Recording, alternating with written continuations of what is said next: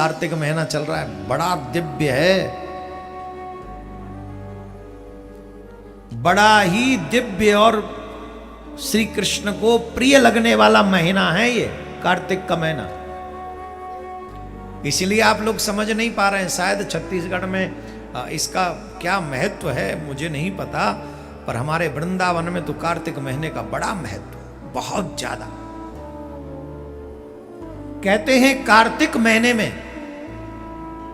अगर कोई पूरे महीने भर नियम से, विधान से इस व्रत को करे, साधना करे, कृष्ण की उपासना करे, तो जो वो चाहते हैं उन्हें वो प्राप्त हो जाता है, जो चाहते हैं वो प्राप्त हो जाता है। स्नान होता है 3:30 से 4 बजे के बीच में, यह है कार्तिक का स्नान। कई लोगों को तो नहाना ही सबसे बड़ा, ऐसा लगता है कि दुनिया भर से सबसे बड़ा काम तो ये नहाना ही है। देवियां 9-9, 10-10 बजे तक आंगन में यूं घूमती रहेंगी बिना नहाए, बार बखेर के, एकदम ऐसी जैसे मतलब साक्षात काली देवी के बाद में इन्हीं को अवतार भयो, अब ये कछु करेंगी। जितनी देर आप स्नान में विलंब करते हो उतनी देर आप अशुद्ध अवस्था में रहते हो, और अशुद्ध अवस्था में बनाई हुई चाय, अशुद्ध अवस्था में बनाया हुआ भोजन जो भी ग्रहण करेगा उसकी बुद्धि नष्ट होगी, भ्रष्ट होगी, कोई रोक नहीं सकता। सोया हुआ व्यक्ति, हमारे यहाँ ये नियम है कि सो तो स्नान करो, है कि नहीं? क्यों? बोले सोया हुआ व्यक्ति मुर्दे के समान है, और मुर्दे को छूने से पाप लगता है, अशुद्धि होती है, इसलिए पहले स्नान करो। हम लोग मुर्दे को भी कांदा देते हैं तो उसके बाद स्नान करते हैं, तो हर दिन हम मरते हैं, मतलब सोते हैं, और सोते हैं तो उससे सबसे पहला काम स्नान है, तब शुद्ध हो गए।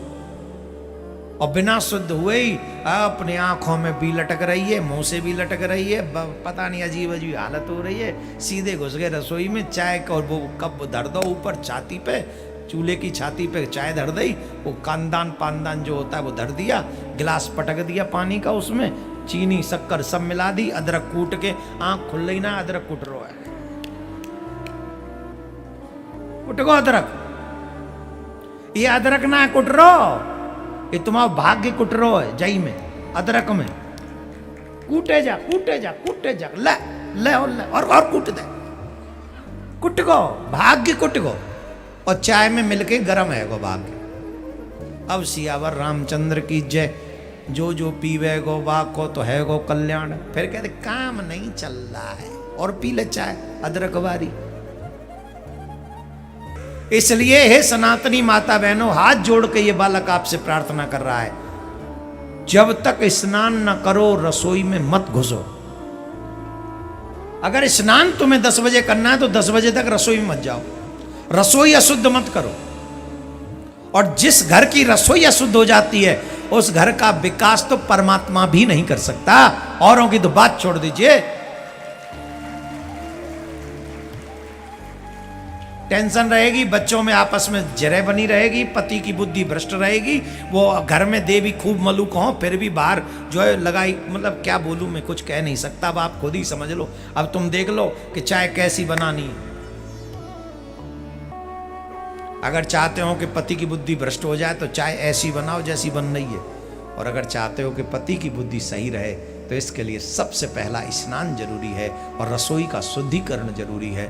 जब रसोई में शुद्धिकरण होगा तो पति भी घर के भीतर ही बंद रहेगा। राधे राधे।